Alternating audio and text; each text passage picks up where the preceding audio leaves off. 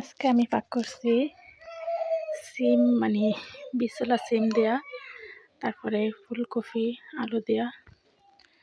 Hello guys, আসসালামু আলাইকুম। কেমন আছেন আপনারা? আশা করি ভালো আছেন। আপনাকে তো আমরা ভালো আছি আলহামদুলিল্লাহ। এই যে আমি তেলাপিয়া মাছ দেয়া আর ইয়া দেয়া পাক করতেছি আজকে। তারপরে মশলার আগে সব কিছু কষাই নিছি, করে তারপরে তরকারি দিয়ে দিছি সাথে। অনেক সুন্দর কালার হইতেছে। বাস আমি আগে সব কিছু কষাই, এর থেকে অনেক পানি উঠে, তার কারণে আমি এক্সট্রা আর কোনো জল দিয়ে কষানো লাগে না। ওটার থেকে উঠছে আলু, তারপরে সিম ফুলকপির থেকে। পাশের তরকারিটা খাইতে অনেক ভালো লাগছে।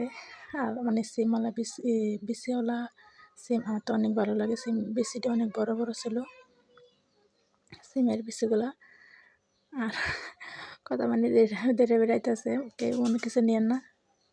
আর একবার বয়স করছিলাম, তারপরে বাড়িতে মসজিদ কথা শোনা যায় কারণে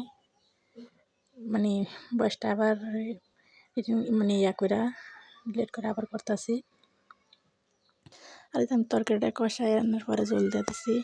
আর ওইগুলো মাছ আমি ফুসকিনিতে উড়াইছিল, তারপরে বিড়ি করে রাখছিলাম। তো ভাবতেছি দিয়ে আজকে অনেকগুলো মাছ, কাতলা, বাটা, রুই, সরপুটি অনেক বড় বড়। মাছটা কিন্তু অনেক বড় বড়, এখানে বোঝা যাইতেছে না। আর এই যে আমি তরকারি ঝোল দেওয়ার পরে অনেকক্ষণ জাল করে নিয়েছিলাম, তারপরে মাছগুলা দিয়ে দিছি।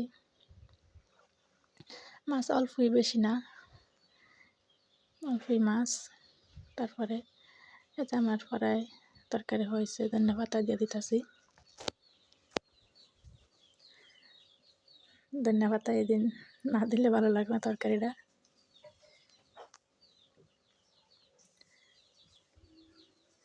অনেক সুন্দর হয়েছে কালারটা তরকারি। এই যে আমার রান্না করা শেষ, তারপরে আমি উঠাই নিয়েছি তরকারিটা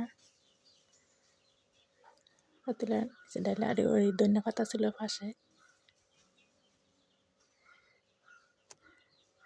এই যে কত সুন্দর বিচি।